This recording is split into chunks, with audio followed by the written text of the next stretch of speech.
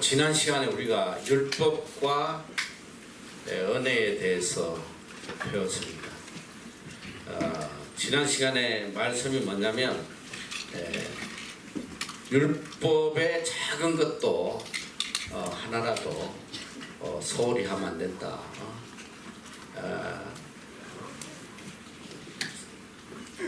19절에 보면 누구든지 이 계명 중에 지극히 작은 것 하나라도 버리고 또 그같이 사람을 가르치는 자는 천국에서 지극히 작다 일컬음을 받을 것이요 누구든지 이를 행하며 가르치는 자는 천국에서 크다 일컬음을 받을 것이다. 그래서 이 율법에 대해서 율법은 천국에서 크고 작은 자, 율법을 잘 지켜 행하면 큰 자가 되는 것이고, 율법을 잘 지키지 않으면 작은 것을 소홀히 하면 작은 자가 된다. 그래서 이 율법은 다른 말로 이제 계명인데, 하나님 주신 계명인데, 이 계명을 지키고 안 지키는 것은 천국 가고 안 가고 구원받고 못 받고 그런 차원의 말씀이 아니고, 구원받은 자로서 계명을 잘 지키면 큰 자가 되고 잘 지키지 않으면 작은 자가 된다. 그렇게 주님 말씀하시고, 이어서 바로 지금 주시는 말씀이 뭐냐면 계명을 지키라는 거예요. 예수 그리스도의 보혈로 구원받은 자들, 이미 하나님의 자녀가 된 자들, 이제 천국 갈 자들은 반드시 이 율법, 이 계명을 지켜라. 이 계명을 지키는 목적이 뭐냐면 계명을 통해서 하나님의 의를 드러내라. 하나님의 의를. 하나님의 의를 드러내는 구체적인 삶을 지금 이야기하시는데, 지금 주님께서 6가지 가장 중요한 계명, 우리가 이제 천국 시민으로서 이 땅에서 반드시 지켜야 할 이 6가지 계명을 말씀하고 있어요. 그리고 이걸 다른 말로 이야기하면 이 6가지는 우리가 가장 범하기 쉬운 계명이에요. 가장 쉽게 범하는 계명인데, 이걸 반드시 지켜서 하나님의 의를 드러내는 삶을 살아라. 그리고 이제 6가지를 말씀하세요. 바로 자, 제일 먼저 말씀하시는 것이 뭐냐면 살인에 대한 것. 자, 첫째는 이제 살인, 둘째는 간음, 셋째는 이혼, 넷째는 맹세, 넷째는 복수, 다섯째는 원수를 사랑하는 사랑의 실천의 대상에 대한 이야기인데, 자, 첫째 주신 계명이 바로 살인에 대한 거예요. 21절부터 한번 같이 읽어보자. 21절부터 시작.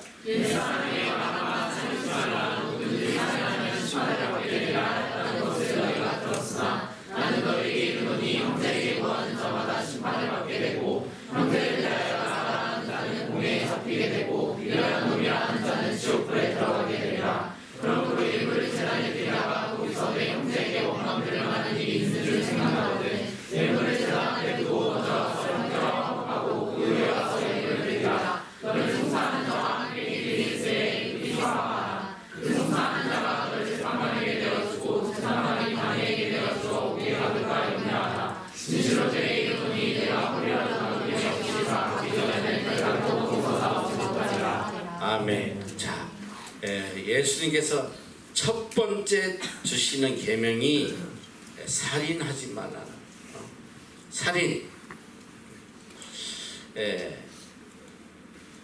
지금 이 내용이 보면 구약에는 너희가 이러이러한 것을 들었으나 나는 너희에게 이르노니. 오늘 여기 보니까 21절에 보면 옛 사람에게 말한 바 살인치 말라 누구든지 살인하면 심판을 받게 되려 하였다는 것을 너희가 들었으나. 자, 이제 예수님은 율법의 누구다? 율법의 완성자란 말이에요. 예수님은 율법을 다 이루신 분이에요. 이 다른 말로 하면 예수님은 율법의 완성자이신 동시에 예수님은 새로운 율법을 만드시는 분이기 때문에 우리에게 새 계명을 주시는 분이에요. 그 성경에 보면 너희에게 새 계명을 주노니 이런 말씀을 하신다. 자, 구약 시대에는 이런 계명을 너희가 들었으나 이제 내가 너희에게 말하노니 이 새 계명을 주시는 이제. 자, 구약에는 어떻게 했냐?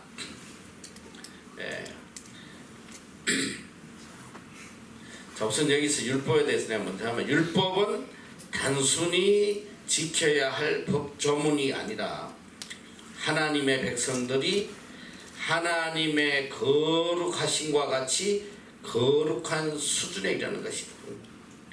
율법을 지키는 건 뭐냐면 우리가 거룩하게 되어가는 길이야, 길.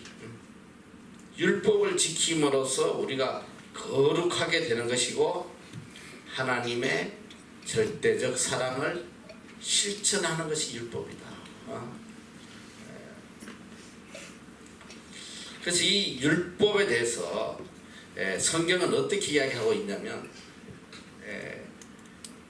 지난번에도 내가 이제 잠깐 율법과 은혜에 대한 이야기를 했는데, 신약에서는 특히 바울서 신에서는 율법과 은혜에 대해서 굉장히 강조하고 있어. 그래서 율법 아래 있는 자들은 뭘 한 자다? 율법 아래 있는 자들은 저주받은 자다. 율법 아래에 율법의 잣대로 심판을 받는 자들은 다 저주받은 거예요. 율법으로 심판하면 여기 다 살아남을 사람이 없어. 다 죽는 거야. 저주받는. 그런데 이제는 우리가 더 이상 율법 아래 있지 아니하고 은혜 아래 있다. 십자가의 은혜로 우리가 의롭게 되었다.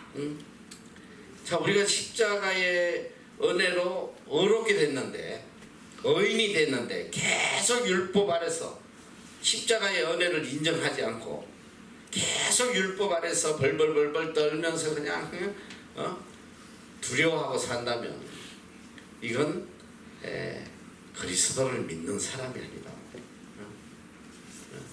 이제 신약에서 주님이 우리에게 가르치시는 건 뭐냐면 이제 더 이상 너희는 율법 아래 있지 아니야. 이제 은혜 아래 살아라. 은혜 아래. 그런데 율법은 반드시 지켜야 돼. 왜 그러냐? 하나님의 거룩함을 닮아가 또 하나님의 사랑을 실천해가. 천국 시민으로서 반드시 지켜야 될 의무다. 이게 의무. 그래서 갈라디아에서는 이 율법에 대해서 굉장히 설명을 잘하고 있어요. 갈라디아 3장 24절에서 26절 빨리 한번 읽어보면 시작. 이같이 율법이 우리를 그리스도에게로 인도하는 모함 선생이 되어 우리로 하여금 믿음으로 말미암아 의롭다 얻게 하려 함이라. 믿음의 온으로는 우리가 모함 선생 안에 있지 아니하노라. 너희가 다 믿음으로 말미암아 그리스도 예수 안에서 하나님의 아들이 되었으니. 자, 율법은 뭐냐면 우리를 그리스도에게로 인도하는 몽학 선생이다. 몽학 선생이 뭘까? 몽학 아는 사람. 영어로 보면 되게 이해하기 있어요. 가디언이야. 가디언이 뭐야? 가디언은 부모가 아니야. 자, 우리 유학생들이 이렇게 뉴질랜드 와서 어린애들이 공부하면 반드시 가디언을 세우게 돼 있어. 부모를 대신해서 그 아이를 돌봐주지만 부모는 아니에요. 부모 대신해서 잠깐 보호해주는 역할을 한단 말이에요. 그 율법은 뭐냐면 우리를 그리스도에게로 인도하는 역할을 해. 인도하는. 율법이 우리를 구원하는 것이 아니고 구원받는 길로 인도해주는, 그리스도에게로 인도해주는 목막 선생이다. 이 율법을 우리가 지키고 따라감으로써 그리스도를 알게 되고 그리스도의 의로움을 우리가 얻게 된다. 그래서 믿음이 온 후로는, 자, 이제 율법이 우리로 하여금 그리스도로 인도했어. 그리스도는 바로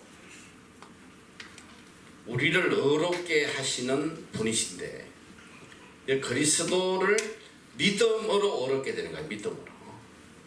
그리스도를 믿음으로. 그러니까 그리스도를 믿도록 인도해 주는 게 율법이다. 그러니까 쉽게 생각하면 그래. 구약은 뭐냐? 구약은 율법 시대, 율법. 구약 4,000여 년의 이 율법을 지켜오면서 이 율법이 모든 하나님의 백성을 어디로 인도하냐면 그리스도에게로 인도하는 거예요. 그리스도에. 믿음으로. 그래서 이제 그리스도가 옴으로 인해서 우리는 더 이상 율법 아래 있지 아니하고 은혜 아래서 그리스도를 믿음으로 다 의롭게 된다 이 소리예요. 믿음이 온 후로는 우리가 목막 선생 아래 있지 아니하다. 율법 아래 있지 아니하고 이제는 우리가 다 믿음으로 말미암아 그리스도 예수 안에서 하나님의 아들이 되었다. 자, 그래서 우리는 율법의 행위로 의롭게 되는 것이 아니고 무엇으로 의롭게 된다? 믿음으로. 그리스도를 믿음으로 의롭게 된다 했어요. 자, 이 믿음으로 의롭게 된 자는 무엇을 지키며 살아야 된다? 율법을 지키고 살아요. 율법을 지킴으로 하나님의 의를 드러내는 삶을 살아야 된다. 그래서 예수님이 율법의 1.1획도 폐하지 아니한다. 반드시 마지막 날까지 율법을 우리는 지켜야 돼. 반드시 지켜야 된다. 왜 지키냐?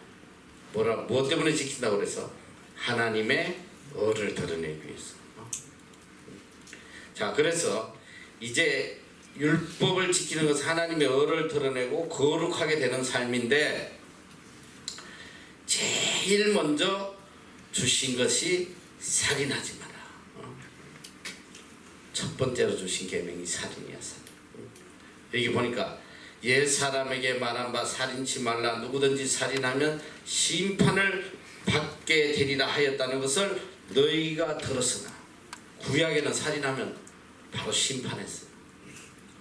살인하면 어떻게 심판한다? 돌로 쳐 죽였어. 생명은 생명으로, 이는 이로. 반드시 사람을 죽인 자는 돌로 쳐서 죽였다. 하였으나, 자, 내가 이제 질문을 하나 해볼게. 자, 구약의 율법이 지키기가 어려울까? 신약의 새 계명이 주님이 주신 법이 지키기 어려울까? 크게 이야기해봐. 어떤? 구약의 율법. 구약의 율법이 훨씬 더 어렵지. 살인하면 돌로 맞아 죽으니까. 자, 그렇지 않아요. 주님이 주신 새 계명이 훨씬 더 지키기 어려워. 자, 지금 보면 나는 너희에게 이르노니 형제에게 노하는 자마다 심판을 받게 된다. 구약에는 형제에게 노하는 자는 심판이 없었어. 돌에 안 맞아 죽었어. 신약은 더 완벽한 법이 됐어. 구약의 법은 행위로 드러나는 것만 죄로 정했으나 주님이 주신 새 계명은 내 마음의 죄악까지도 죄로 정죄하시고, 형제에게 노하는 자마다 심판을 받게 되고 형제에 대하여 나가라 하는 자는 공회에 잡히게 되고 미련한 놈이라 하는 자는 지옥불에 던져진다. 자, 여기서 형제에게 노하는 자마다 심판을 받게 되고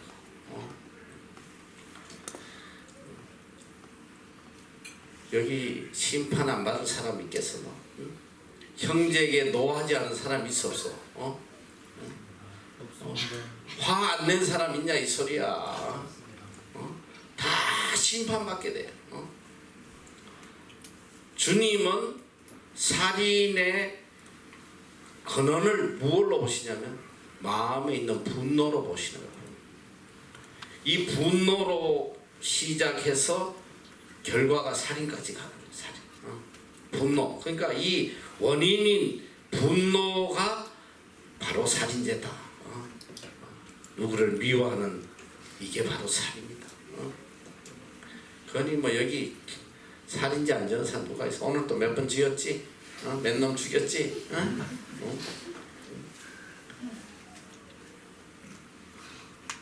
나는 절대 살인 안에 섭니다.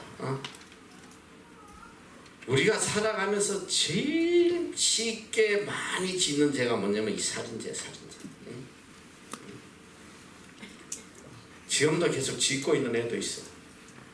미워가지고 막 죽으려고 그러지.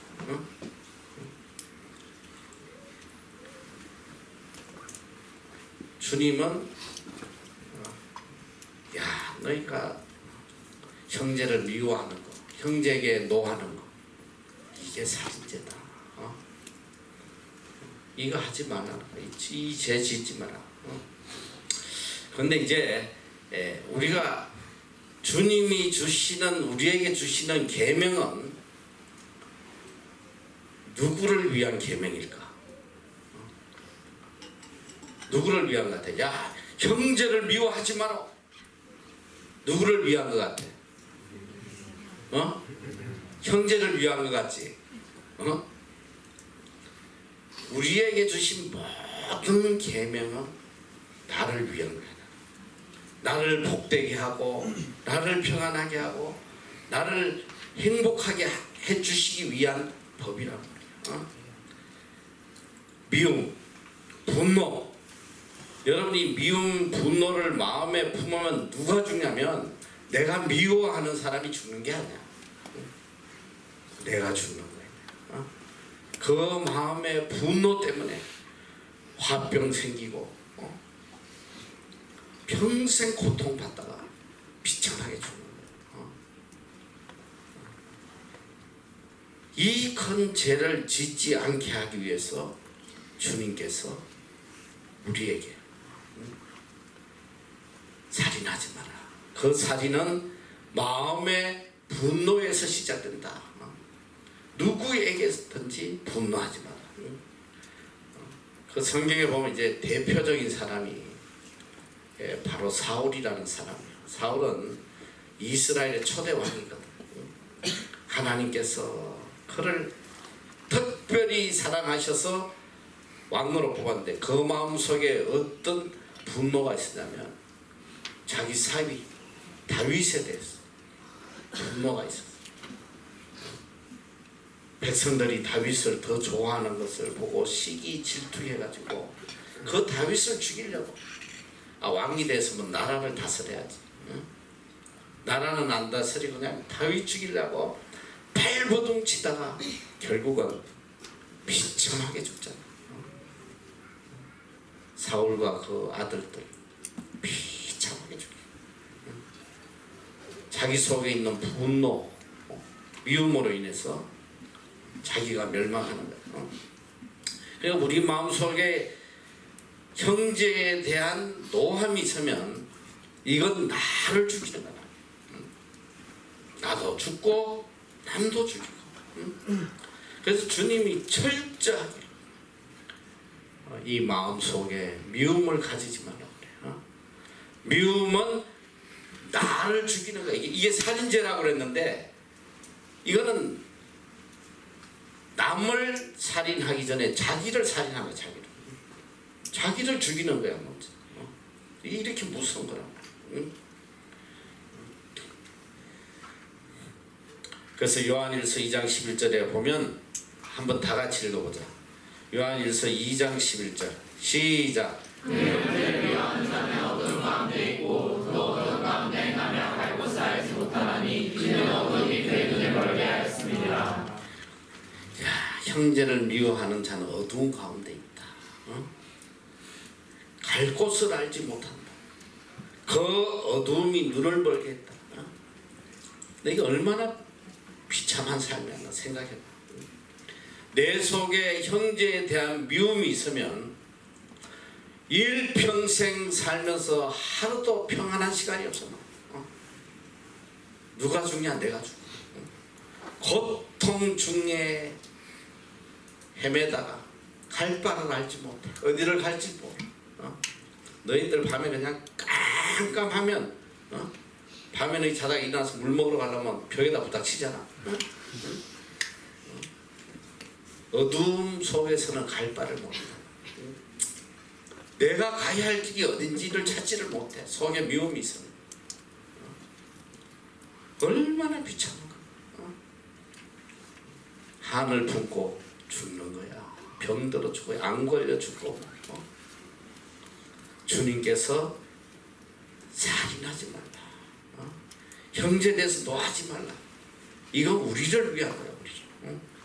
이 땅에서 어떻게든 평안과 기쁨, 천국을 누리고 살도록 하기 위해서 주시는 너무나 복된 계명이다. 그리고 요한일서 3장 14절 15절 보면 시작. 죽에 거하지 아니하는 것을 너희가 아는 바라. 형제를 미워하는 자는 살인하는 자다. 이 미움의 반대가 뭐야? 사랑이잖아. 사랑은 사망에서 생명으로 옮겨가는 거야. 자, 이거 잘 봐. 우리가 형제를 사랑하면 형제가 사망에서 옮겨 생명으로 들어가는 것이 아니라 내가 형제를 사랑하면 내가 사망에서 옮겨 생명으로 들어가는 거야. 그런데 형제를 미워하면 그 속에 영생이 없다. 영생. 저주받은 심령이 되는 거예요. 미워하면 죽어. 미워하면 죽는단 말이야. 지금 알통 속에서도 미워하는 애들이 얼마나 많아. 저 빨리 안 죽나? 저 빨리 안 없어지나? 이제 갈수록 이 MEC의 문제점이 뭐냐면 관계성의 문제. 이게 서로 미워하는 사람이 너무 많아. 지금 한 집에 간사가 3명, 4명. 그렇게 안 들어가면, 그렇게 들어가도 지금 문제들이 많이 발생해. 근데 불과 얼마 전에만 해도 우리 학교 전체 간사가 2명밖에 없었어. 그것도 불과 얼마 전. 이 간사도 집 간사도 아니야. 운전 간사야. 운전. 그냥 온 형제 자매들이 서로 얼마나 잘하는지 몰라. 서로 사랑하고 위하고 아껴주고. 집에 간사 하나도 없어도 너무너무 잘 돌아갔어. 이제는 간사가 없으면 이 사역은 끝나버려. 그래서 지금 간사가 반이야. 반. 거의 뭐 그냥 한 명씩 맡고 있는 그런 상황이 되거든. 속에 왜 이렇게 미움이 많은지. 미워하면 상대가 죽는 게 아니라 내가 죽는다 이 소리야. 내가 비참하게 살다가 사망에서 헤어나지 못하고 갈 바를 모르고 헤매다가 죽어버려. 누구에게 미워하는 마음이 생기면 빨리 회개. 누굴 위해서? 나를 위해서. 나를 위해서 빨리 그 마음을 떨쳐야 돼. 안 그러면 내가 죽는단 말이야. 그 주님이 우리를 얼마나 사랑하시니까 우리가 고통스러운 삶을 살지 않게 하기 위해서 제일 먼저 주시는 말씀이에요. 누구를 미워하면 그건 살인한 거다. 이게 살인죄다. 이게 살인죄. 딴 게 살인이 아니야. 그리고 더 무서운 말씀 뭐냐?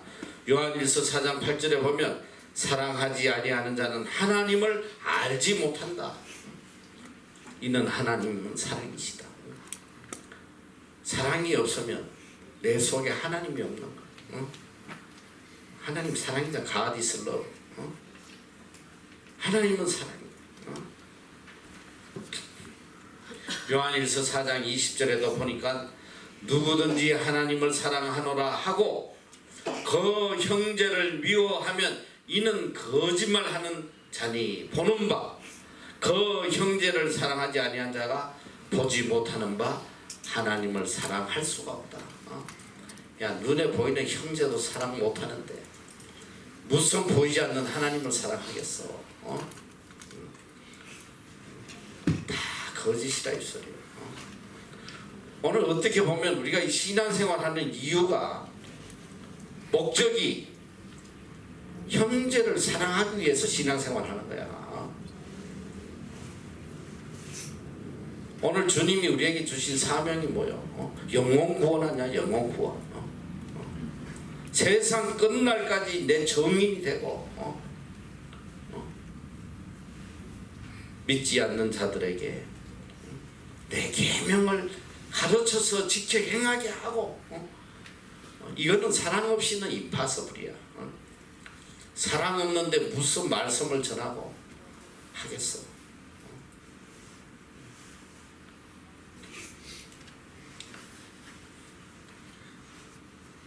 요한일서 4장 11절 12절 다 같이 한번 보자. 시작. 사랑하는 자들아 하나님이 같이 우리를 사랑하셨은즉 우리도 서로 사랑하는 것이 마땅하도다. 어느 때나 하나님을 본 사람이 없으되 만일 우리가 서로 사랑하면 하나님이 우리 안에 거하시고 그의 사랑이 우리 안에 온전히 이루느니라. 자, 우리가 사랑해야 하나님이 우리 안에 거하신다. 미워하면 하나님은 우리 안에 거하지 않으신다. 사랑이 우리 안에서 온전히 이루어진다. 온전하게 되는 길이 어디냐? 사랑할 때 우리가 온전한 자가 되어가는 거야. 오늘 저기 본문에 보니까 형제에 대해서 라가라 하는 자는 공회에 잡히게 되고 미련한 놈이라 하는 자는 지옥불에 들어가게 될 것이다. 형제에게 나가라, 게라와, 나가. 형제에게 나가, 알톤에서 나가. 이러면 공에 잡힌대. 이 나가라가 무슨 뜻이야? 나가라.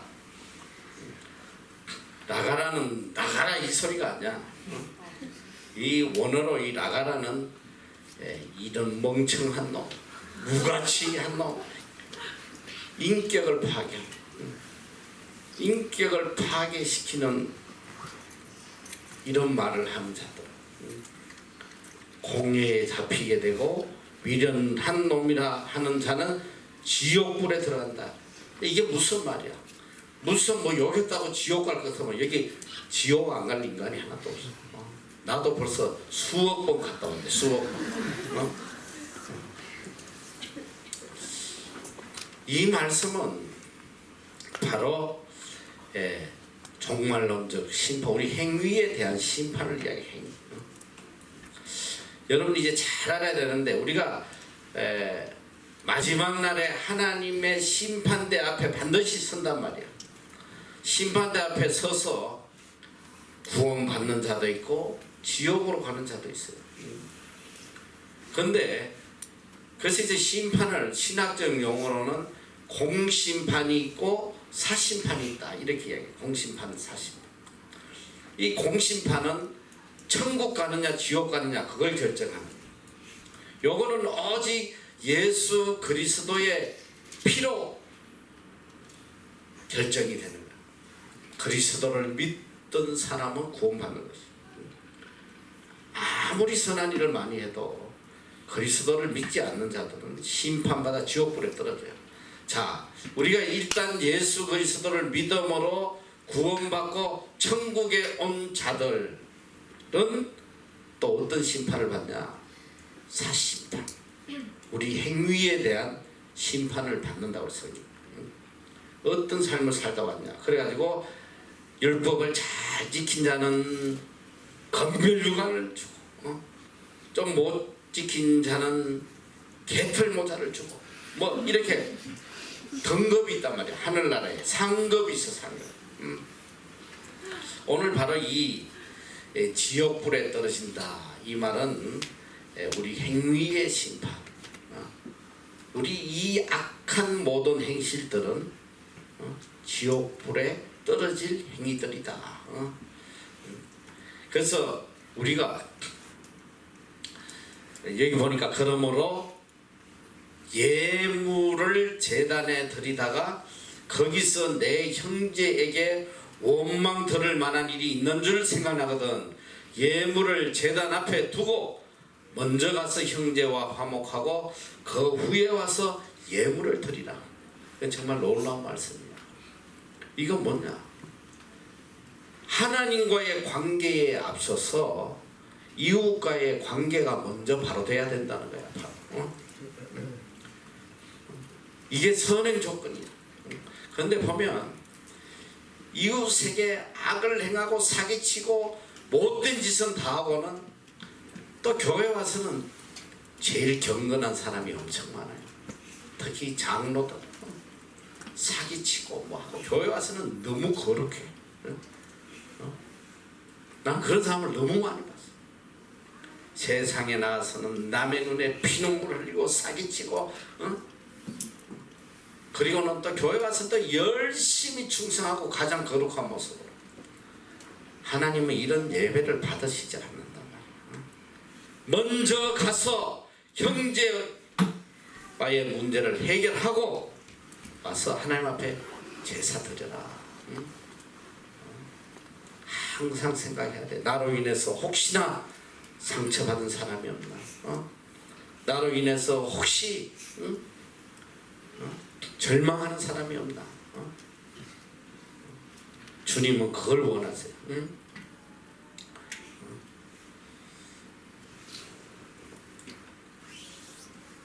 25절에는 너를 송사하는 자와 함께 길에 있을 때에 급히 사화하라.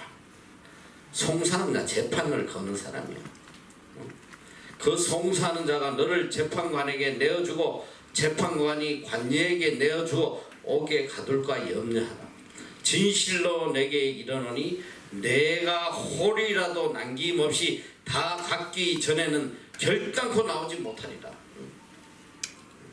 이게 무슨 말이야? 홀이라도 갖기 전에, 홀이라는 거 뭐냐면 하루 품삯의 10분의 1 정도. 그러니까 다른 말로 하면 아주 작은 잘못. 이런 너무나 작은 잘못만 있어도 감옥에서 못 나올 것이다. 이것은 자기 죄에 대해서 회개할 줄 모르는 이스라엘 민족에 대해서 하나님의 심판이 임하기 전에 빨리 회개하고 돌아서라는 하나님의 경고예요. 길에 있을 때 이 뭐냐? 마지막 기회예요. 재판장 앞에 가기 전에 마지막 주어지는 기회다. 그러기 때문에 하나님의 심판대 앞에 서기 전에 반드시 회개해라. 회개해라. 그리고 형제들과의 관계를 화목하게 바로 가져라. 그러니까 상처 주고 남에게 피눈물 흘리게 하고. 여러분이 살아가면서 누가 제일 예수를 잘 믿는 사람이냐? 좀 바보처럼 사는 사람이 잘 믿는 사람. 좀 내가 손해 보면서 이웃에게 폐를 안 끼치려고 하나, 손해를 안 주려고 하나. 오래전에 여기 MEC에 다녀온 자매가 하나 있었어.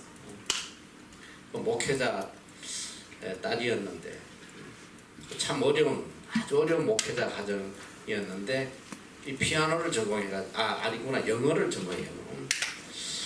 영어를 전공했는데 그래도 여기 와서 이제 영어를 좀 배우고 가서 참 어렵게 학원을 하는 거지.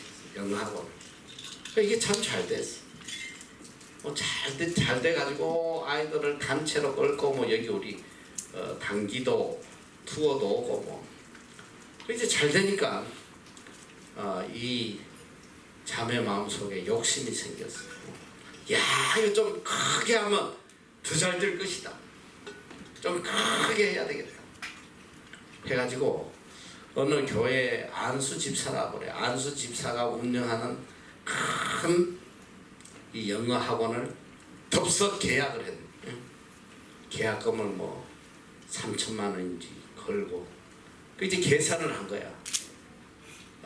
해서 요걸 빨리 학원을 팔고 그 돈으로 해서 좀 은행 빚을 해서 요걸 인수해야 되겠다.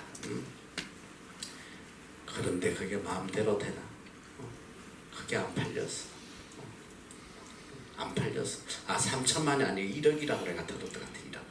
굉장히 큰 돈. 근데 안 팔리니까 돈을 구할 길이 없었어.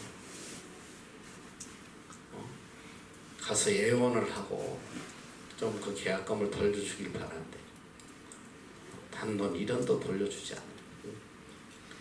그래서 한동안 다 정리하고 상처투성이가 돼가지고 기도원에 가서 오랫동안 내려오지 않고 그런 모습을 봤어.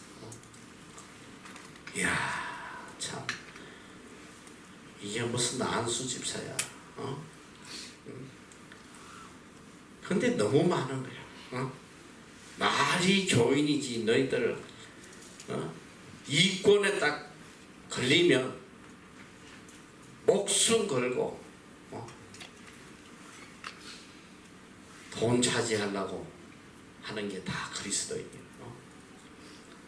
하나님이 어떤 자에게 복을 주겠어?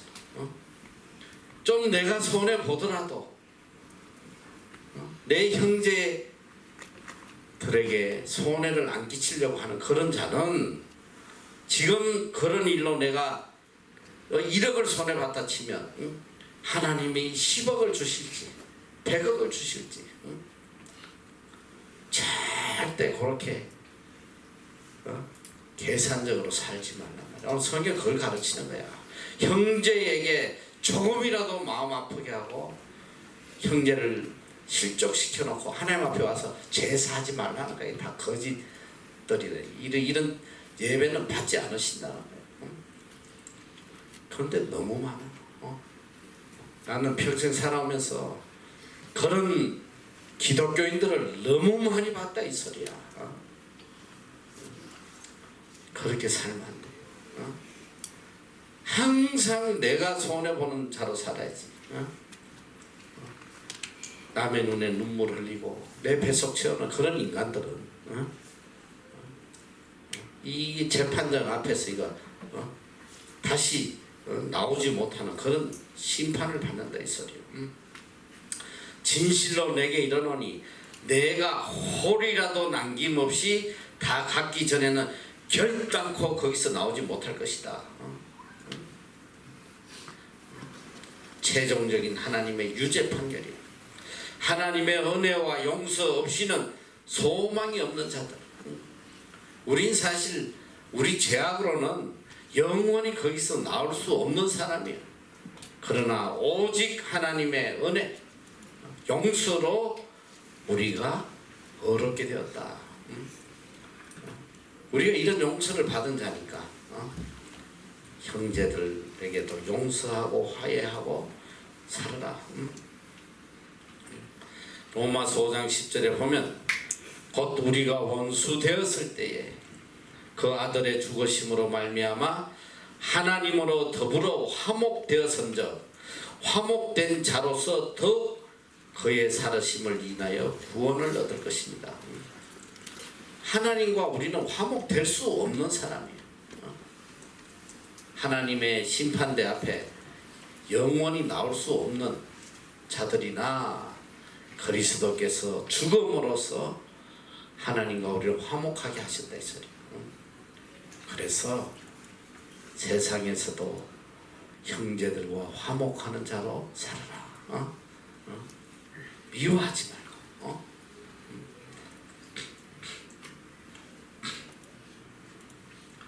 이제 둘째로 주신 계명. 또 가장 쉽게 범하는 죄, 너무나 만연해 있는 죄가 바로 이 간음에 대한 죄. 27절부터 30절까지 한번 읽어보자. 시작.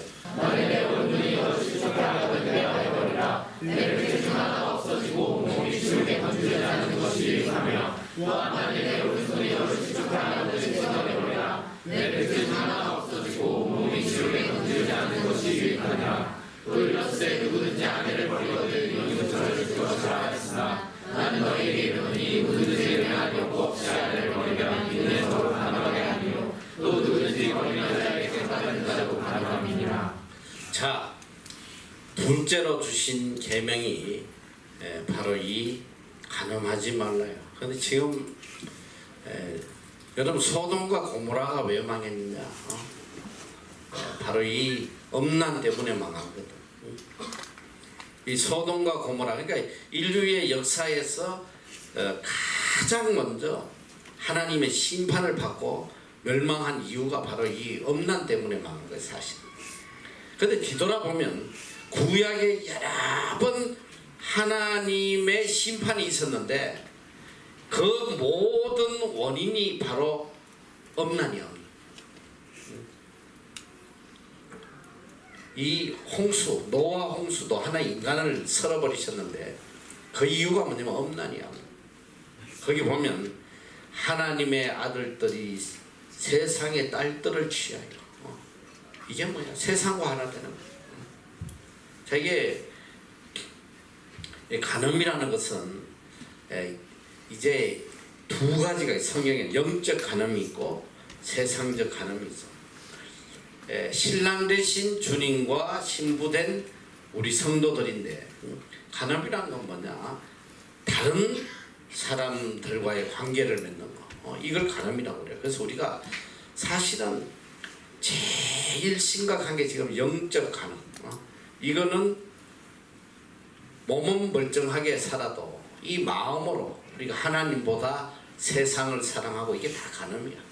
근데 오늘 여기 말씀하시는 거는 이 육체적 간음을 지금 이야기하고 계신데 하나님과 우리의 관계를 무너뜨리는 가장 큰 이 죄악의 요소가 이게 음란이야, 음란.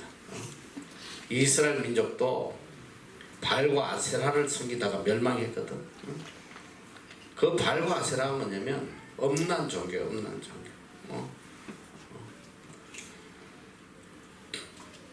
인간이 하나님과의 관계에 가장 큰 장애물이 이게 음란인데 지금 한번 봐봐. 이 세상은 지금 완전히 음란의 영이 지배를 하고 있는 세상입니다. 음란 아닌 게 어디 있어? 너 어떤 문화가 지금 음란 아닌 문화가 어딨냐?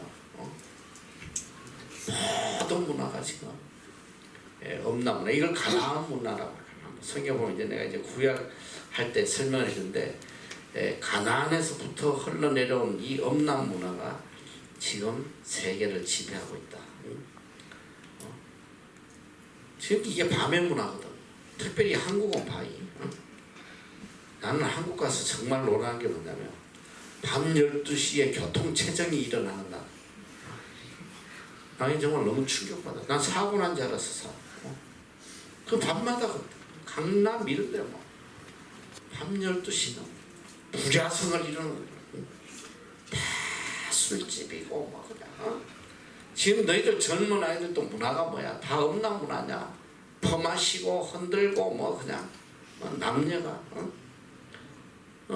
클럽, 홍대 클럽, 홍대 클럽이냐? 하나님과 우리의 관계를 가장 무너뜨리는 요소가 이 간음이란 말이야. 근데 이제 구약에는 간음한 사람은 돌로 쳐 죽였어. 돌로. 근데 예수님은 더 강하게 새로운 율법을 주시는 거야. 마음의 업력을 품은 자는 이미 간음했다. 그리고 만일 내 오른 눈이 너로 실족해 하거든 빼어버리라. 야, 이 눈알로 죄하지은 놈이 어디 있어? 오른손이 잘못하면 잘라버려. 이 말씀대로 하면 나는 장애인 목회를 해야 돼. 나부터. 성한 사람이 누가 있겠어? 이만큼 강하게 이 죄악을 주님께서 책망하고 계시는 거예요.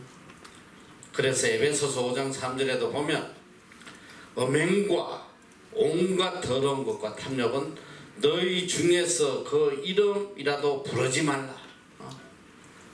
음란에 대한 말도 하지 말라 이 소리야. 에베소 5장 5절 다 한번 읽어보자. 시작. 너희도 이것을 분명히 알거니와 음행하는 자, 더러운 자, 탐하는 자, 모두 상수리하자면 다 그리스도와 하나님 나라에서 영원히 자리하리니. 고린도 6장 9절에서 10절 시작. 우리는 다 하나님 나라를 이루어 받지 못할 줄 알지 못하느냐. 미혹을 받지 말라. 음란하는 자라, 상수리하는 자라, 가담하는 자라, 탐색하는 자라, 탐색하는 자라, 노력이나 탐함하는 자라, 실시하는 자라, 조롱하는 자라, 생각하는 자를 하나님 나라를 이루어 받지 말라. 갈라디아서 5장 19절에서 21절 일체에 이르는 사람이 곧 음행과 더러운 것과 어색과 사상수와 실수와 술래된 것과 냄새와 시기와 매너와 거짓된 것과 불리함과 이단과 의로와 실시함과 방탕함과 또부와 같은 것들이라. 전에 너희에게 불리한 것 같이 경계하노니 이런 일을 하는 자들은 하나님의 나라를 이루어 받지 못할 것이요. 자, 지금 우리가 읽은 세 구절의 공통적인 내용이 하나 있어. 그게 뭔지 알아? 음행하는 자는 어떻게 한다? 하나님 나라의 유업을 받지 못한다. 한국은 기업을 얻지 못한다. 같은 말인데. 그리고 여러 죄를 지금 이야기하는 중에 제일 먼저 나오는 게 음행이에요. 자, 에베소에도 5장 3절에도 음행과 온갖 더러운 것과 탐욕, 음행이 제일 먼저 나오잖아요. 에베소 5장도 음행하는 자나 더러운 자나 탐하는 자, 음행이 제일 먼저 나와요. 고린도전서 6장 9절 음란하는 자나 우상 숭배하는 자나 얘도 음란이 제일 먼저 나와. 갈라디아 5장 19절 육체의 일을 이야기하면서도 음행과 더러운 것 이게 제일 먼저 나와요. 이만큼 우리 신앙에 가장 큰 영향을 미치는 것이 이게 음란이다. 하나님과의 관계를 단절시키는. 그래서 구약에는 하나님이 얼마나 이 음행을 미워하시냐면 하루 만에 음행하는 자를 23,000명을 죽여버려요. 하루에 23,000명.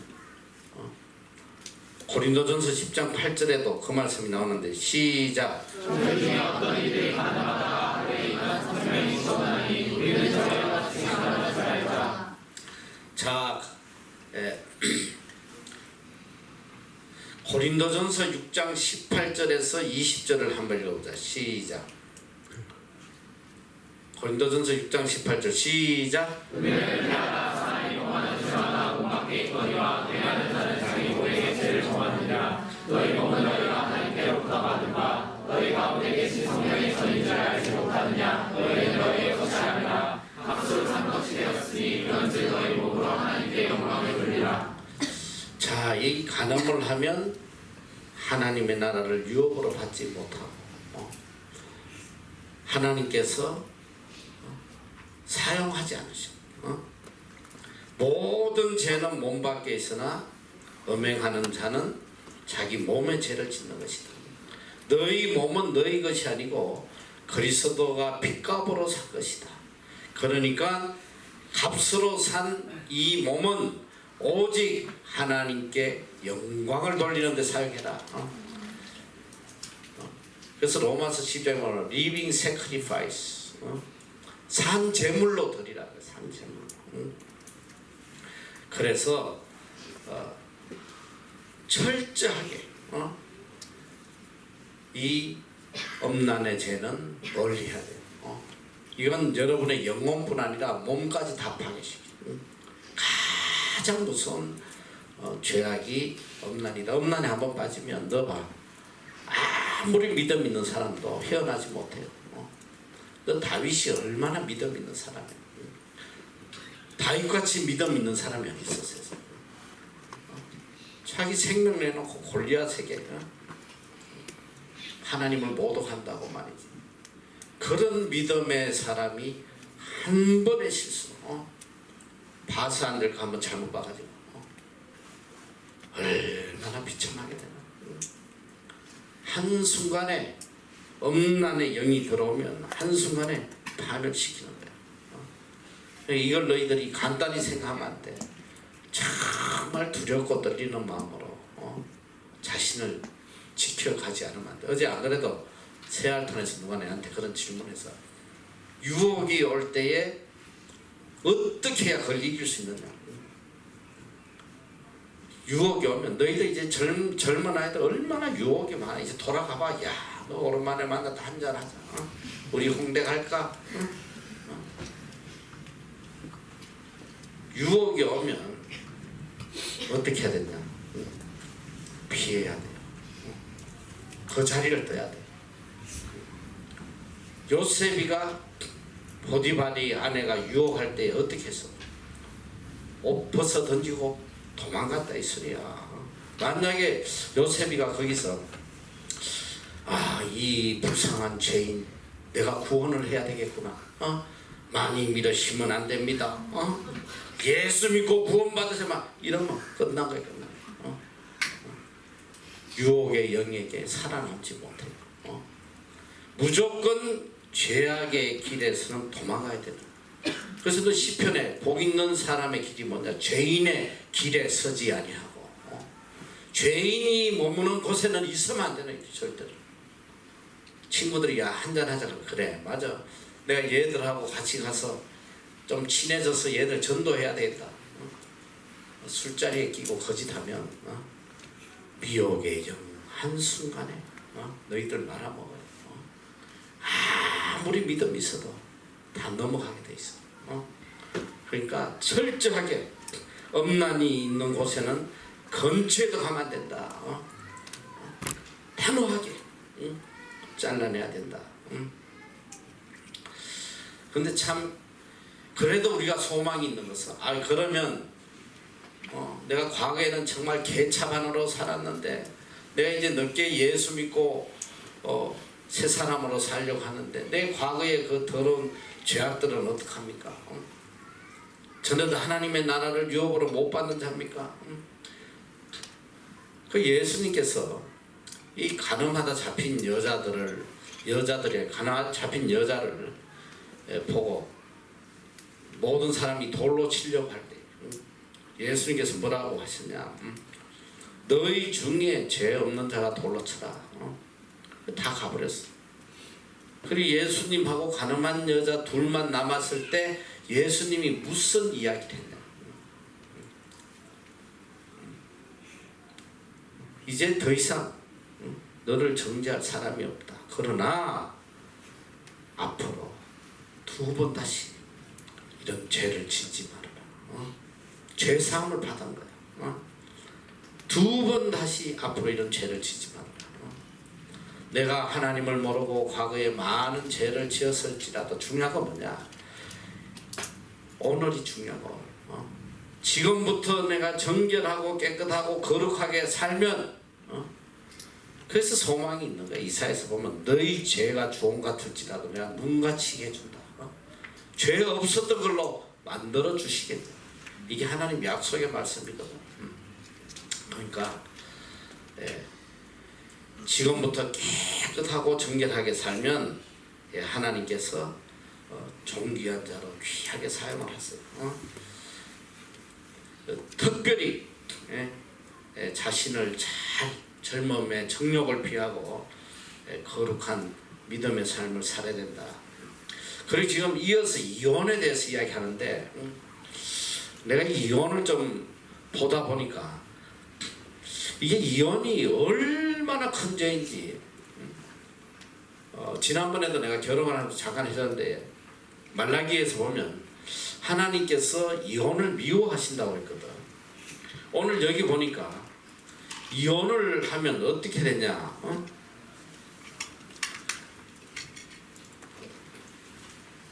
누구든지 아내를 버리거든 이혼 정서를 줘라. 구약에는 그렇게 했어. 이혼 정서 주고 이혼해라. 근데 나는 너희에게 이르노니 누구든지 엄행한 연고 없이 아내를 버리면 이는 저로 간음하게 함이요. 또 누구든지 버린 여자에게 장가드는 자도 간음했다. 이게 뭐냐? 잘 보면 이혼은 간음이야, 간음. 이 정말 무서운 말씀이야. 자, 성경이 여러 군데 그 말씀이 있는데, 자, 첫째, 이혼하면 첫째는 뭐냐? 엄행한 연고 없이 아내를 버리면 그 아내를 간음하게 하는 거야. 이 간음이야.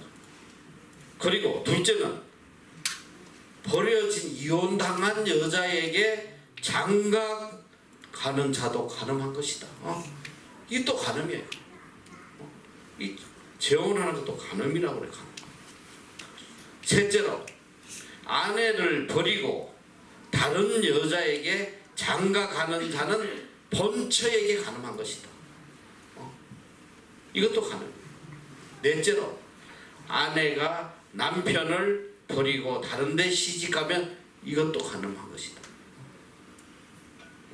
마가복음 10장 12절에 보면 아내를 버리고 다른 데 장가드는 자는 본처에게 간음을 행하며 또 아내가 남편을 버리고 다른 데 시집가면 간음을 행합니다. 내가 가만히 이걸 보니까 이혼하면 간음에 안 걸리는 게 없어. 다 간음죄에 걸려버려. 이게 이렇게 무서운 거야. 이 설교를 했더니 어떤 자매가 나한테 그 질문을 해왔어. 아유, 우리 엄마가 재혼했는데 이것도 가능한 거예요. 나한테 질문하더라고. 나는 답을 못해. 성경에 적혀진 대로 네가 판단해. 하나님께서 이혼을 미워하시는 이유가 있으니까. 이 간음이야. 그러니까 절대로 어떤 일이 있어도 이혼은 안 된다 이 소리야. 이혼하면 안 돼. 이혼은 큰 죄악이다. 자, 그리고 아까 이 간음에 대해서 만일 이 내 오른 눈이 너를 실족해 하면 빼어버리라. 백체 중 하나가 없어지고 온몸이 지옥에 던지우지 않는 것이 유익하다. 근데 내가 어릴 때에 이 교인들 중에 정말 순수해가지고 이 말씀을 문자 그대로 받아들인 사람들이 있었어. 자기 지옥 가기 싫다고 도끼로 손을 잘라낸 사람이. 이 손 하나 없이 차라리 천국 가는 게 낫다. 만약에 그럴진데 신체 부위가 살아남을 게 하나도 없어. 손만 재지냐? 눈알도 빼야지. 다리도 가서 안 될 때 가지. 이건 하나님께서 우리에게 주신 상징적인 말씀이거든. 신체를 도려내는 그 아픔으로 죄를 짓지 말고 살라는 말씀이에요. 육체를 제거한다고 마음의 죄악이 사라지겠어? 안 사라져요. 내가 어릴 때 들은 얘기인데 어떤 사람이 이 노름을 해가지고 온 집을 다 날리고 하니까 이 죄를 짓는 이 손을 잘라버려. 두 번 다시 안 한다. 손가락을 다 작두로 잘라버려. 얼마 지나고 보니까 발가락에 끼고 화투를 하고 앉았대. 발가락에. 육체를 잘라낸다고 우리 속에 죄악이 사라지지 않아. 절대로 죄악을 행하지 않을 그런 아픔을 갖고 살아라. 그리고 이 눈에 대한 이야기인데 우리가 이 보아서 안 될 것을 잘못 한번 보면 멸망하는 거야. 다윗이 대표적인 사람 아니야. 봐서 안 될 걸 봤어. 그걸 보면 빨리 그냥 눈알을 돌리든지 감든지 해야 되는데 더 유심히 쳐다보면 무너지는 거예요. 그래서 요한일서 2장 16절에 보면 이는 세상에 있는 모든 것이 세상에 있는 모든 것은 육신의 정욕과 안목의 정욕과 안목의 정욕이 뭐냐? 눈이란 말이야. 눈의 정욕이. 눈이 이게 얼마나 이게 또 악한지 몰라요. 영적인 건 잘 안 보려고 그래. 이 눈을 그 사람 열두드려 펴야 돼. 눈은 영적인 건 잘 안 보려고 그래.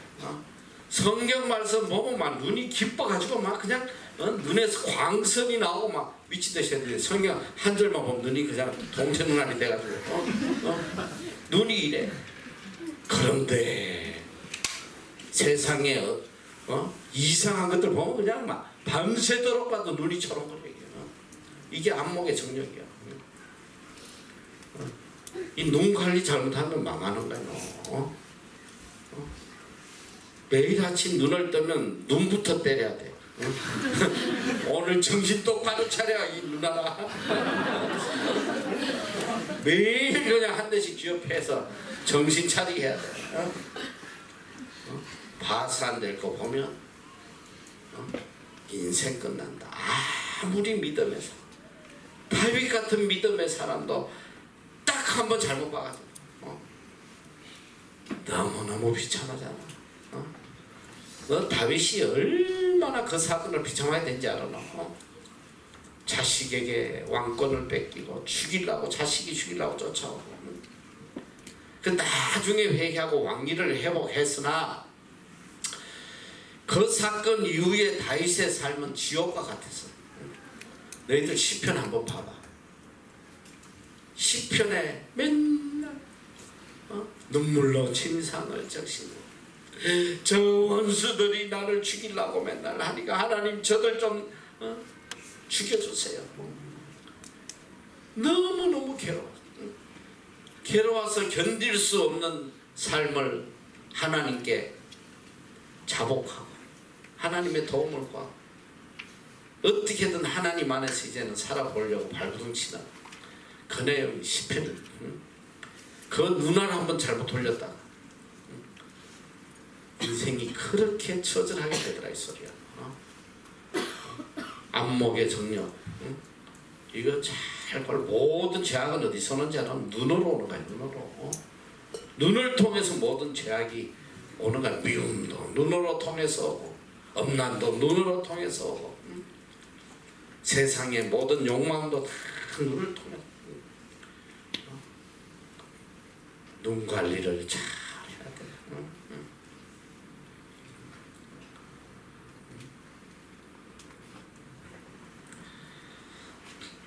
그 눈 이야기 하니까 크로스비라는 찬송가 작시자가 생각나네.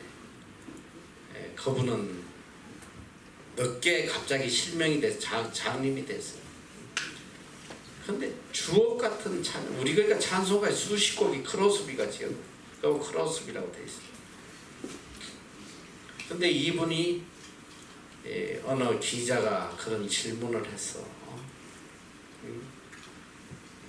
하나님이 지금이라도 눈을 뜨게 해주신다면 어떡하겠냐. 자기는 이 죄악된 세상을 안 보고 영안으로 하늘을 바라보고 하나님을 바라보고 사는 것이 자기는 너무 큰 축복이라고 그랬어. 자기가 눈 보이면 자기도 죄 짓고 산다 이 소리지. 그래 우리가 철저하게 이 안목의 정령 이걸 잘 해야 돼요. 2장 16절 다 같이 한번 요한 2장 16절 시작. 이는 세상에 있는 모든 것이 신의 정욕과 안목의 정욕과 인생의 사랑이니 다 아버지께로 쫓아온 것이 아니요 세상으로 쫓아온 것이라. 자, 이 정욕에서 우리가 피해야 된다. 이혼은 내가 아까 지난번에 했기 때문에 안 하고 넘어가는데 철저하게 이혼은 안 된다. 어떤 일이 있어도 이혼은 안 된다. 이거는 하나님 앞에 큰 죄악이다.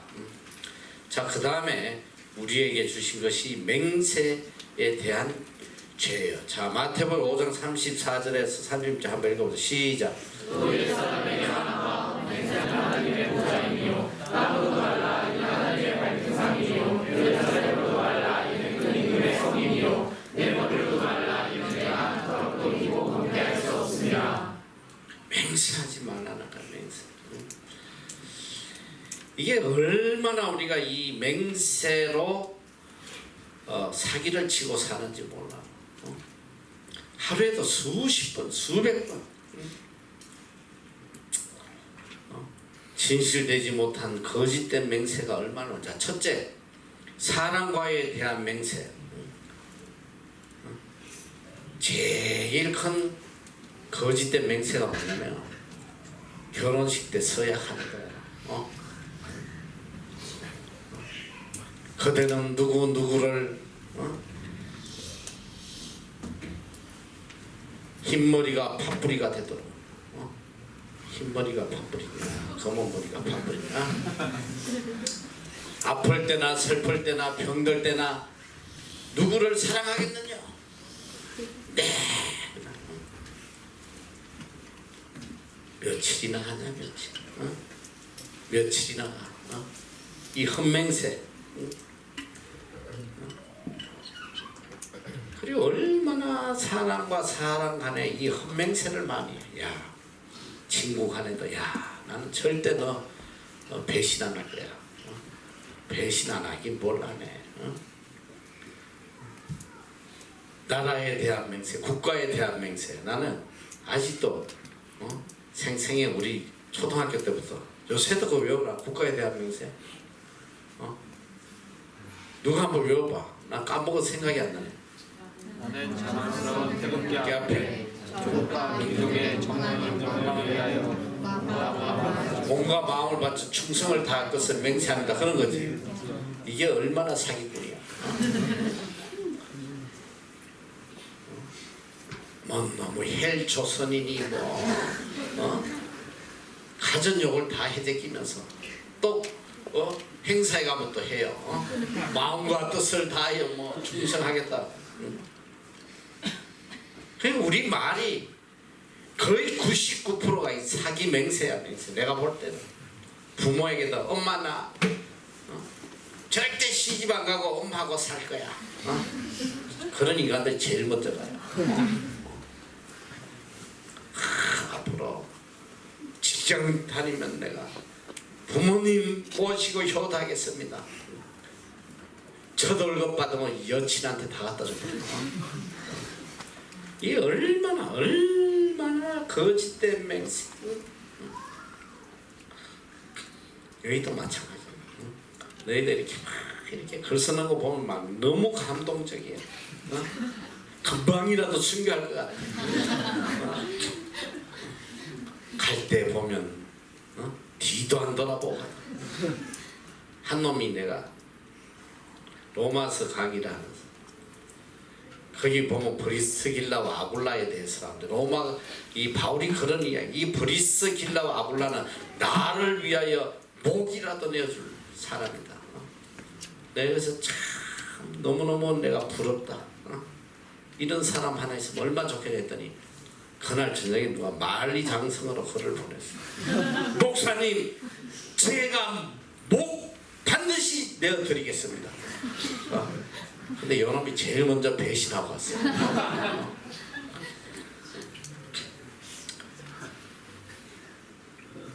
인간에 대한 거짓 맹세가 문제가 아니라 우리는 하나님 앞에 너무너무 거짓 맹세를 응? 지키지 못할 맹세. 응? 하나님 뉴질랜드만 보내주시면 제가 죽도록 충성 하나님께 영광 돌리겠습니다. 오자마자 싸움하고 미워하고 그냥 불평불만 그냥 평생 하나님의 영광만을 위해 살겠습니다. 뭔 하나님의 영광이야. 그리고 또 더 악한 거 뭐냐, 하나님하고 거래하는 조건적 맹세가 나. 하나님 저에게 좋은 직장 주시면 제가 주님 위해 살겠습니다. 하나님 저 사람하고 결혼하게 해주시면 평생을 주를 살겠습니다. 그건 결혼하고는 주일날 나오지도 않아요. 하나님 앞에 얼마나 거짓된 맹세하는지. 하루 종일 거짓 맹세하고 있어. 거짓 맹세. 오죽하면 예수님이 제발 맹세조차 하지 마라. 맹세하지 마라. 아예 하지 마라.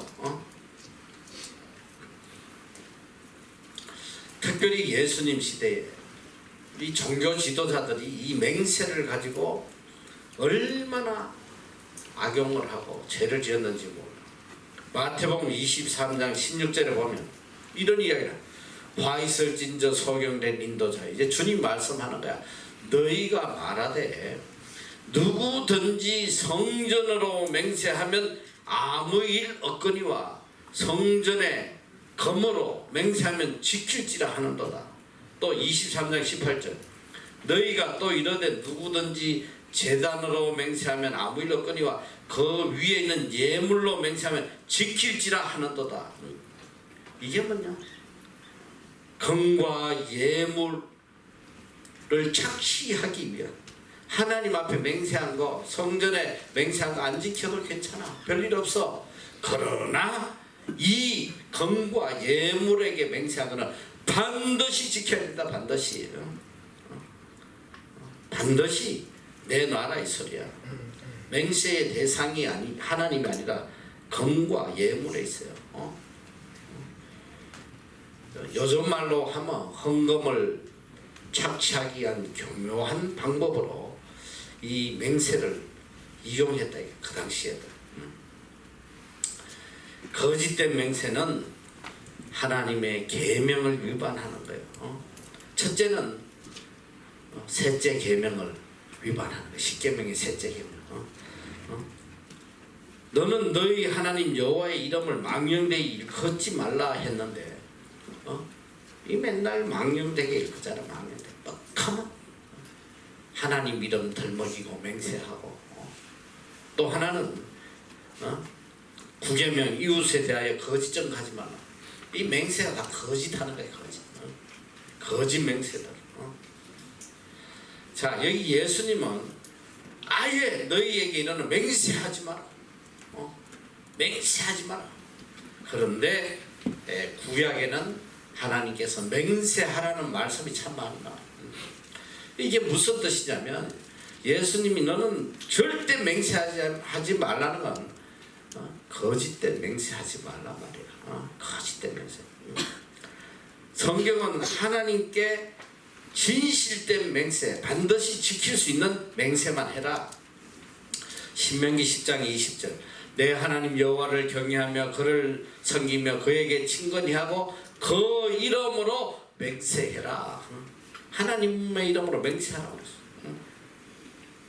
이사야 65장 16절, 이름으로 땅에서 자기를 위하여 복을 구하는 자는 진리의 하나님을 향하여 복을 구할 것이요 땅에서 맹세하는 자는 진리의 하나님으로 맹세하리니.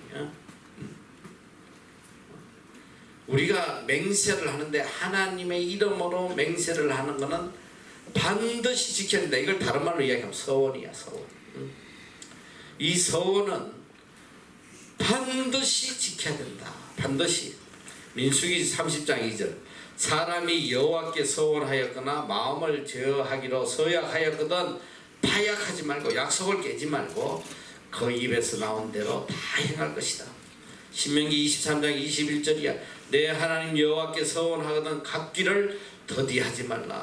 내 하나님 여호와께서 반드시 그것을 내게 요구하시리니 더디면 내게 죄라. 하나님 앞에 서원해서는 반드시 지켜야 된다. 시편 15장 4절.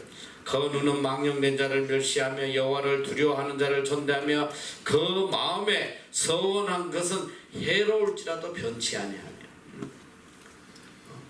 전도서 5장 4절에서 6절. 다 같이 한번 시작.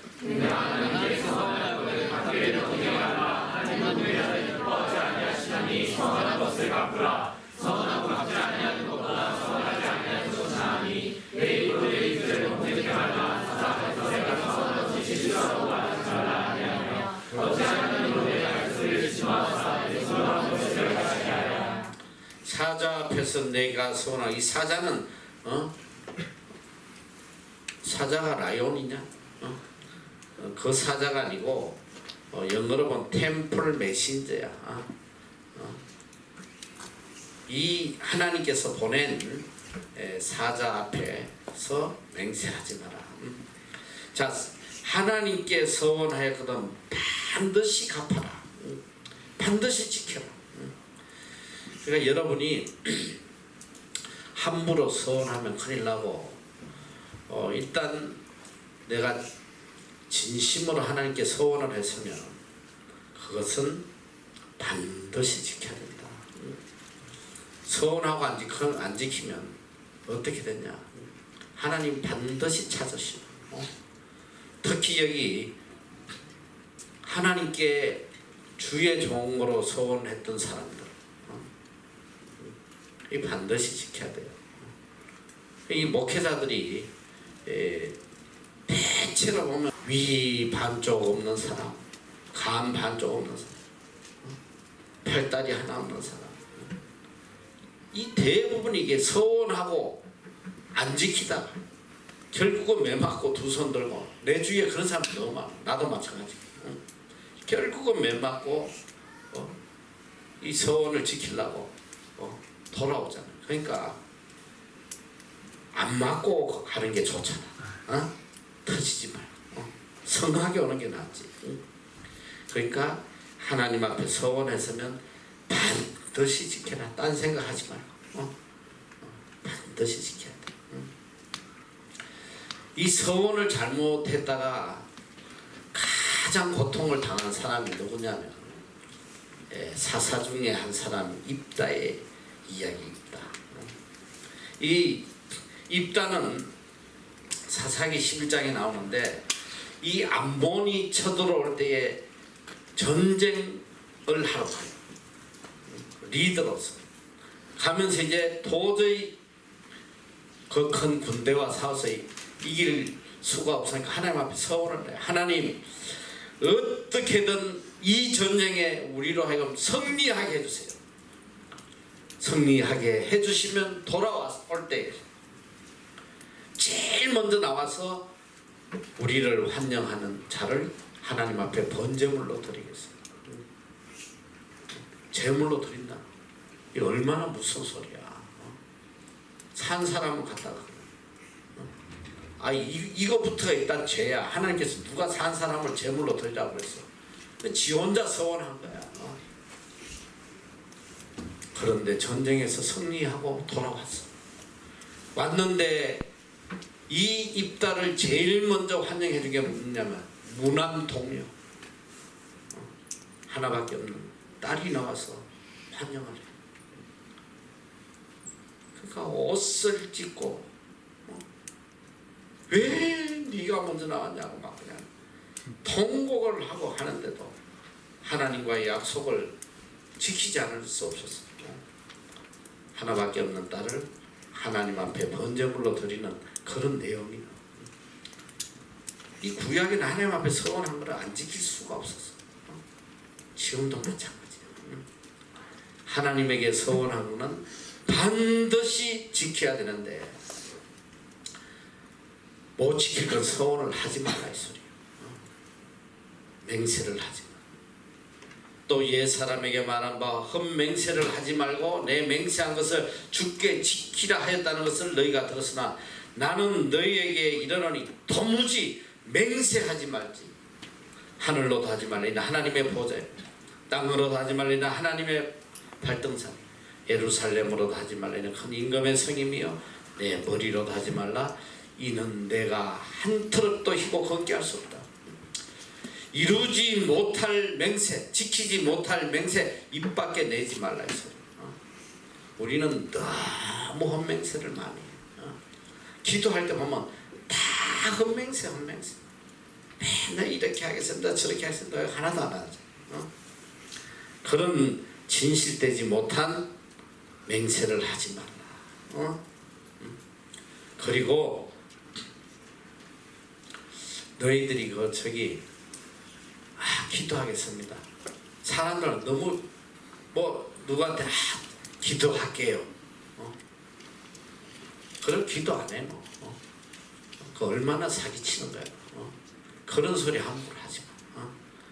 나도 보면 이렇게 애들 카톡 오면 목사님 뭘 위해서 사역 위해 기도하겠습니다. 근데 하는지 안 하는지 내가 모르지만 안 할 것 같아. 그런 거짓된 맹세도 하지 말란 말이야. 그래서 가끔 나한테 이렇게 와서 기도 좀 해주세요. 이렇게 의례적으로 그런 글을 보내는 사람들이 있어. 우리 애들도 그러고. 그러면 내가 그 많은 애를 어떻게 다 기억하고 맨날 기도를 하겠어. 근데 또 기도해 주세요. 근데 못해. 이렇게도 설 수 없잖아. 답은 해줘야 되니까. 그러면 내가 이모티콘을 하나 보내요. 십자가 딱 기도할게요. 딱 보내. 그리고는 바로 그 자리에서 내가 기도해. 일단 짧게도 뭐든 기도해줘. 그리고 잊어버려. 그래야지 마음이 편해. 기도할게요 해줄게요 해놓고는 안 하면 요것도 사기치는 거 아니야 한 명이지. 그러니까 함부로 남발하지 말란 말이야. 기도해주겠다 그러면 바로 해줘. 그래서 37절에 보면 오직 너희 말은 옳다 아니라 하라. 이에서 지나는 것은 악으로 쫓아난다. 이게 뭐야? 옳은 거는 옳다고 그러고 아닌 건 아니라고 그러라. 오직 진실만을 따라가는 거야. 진실하지 않은 건 다 악에서 나오는 거다. 거짓된 맹세 이거 다 악에서 나오는 거다. 반드시 내가 할 수 있는 거. 바른 말만 하라는 거야. 진실이 아니면 목에 칼이 들어와도 끝까지 거부하고 진실이면 목숨을 다해서 지켜나가. 이런 사람이 믿음의 사람이다. 하나님께서 이런 사람을 찾으신다. 벌써 시간이 다 됐네. 오늘 이 6개를 내가 다 하려고 그랬는데 결국은 못하는데 다음 시간에 이 복수법에 대해서 또 사랑에 대해서 하고, 지금 이 산상수훈에는 너무 뒤에 중요한 내용들이 많기 때문에 좀 빨리빨리 진도를 나가야 돼요. 자, 기도하겠습니다.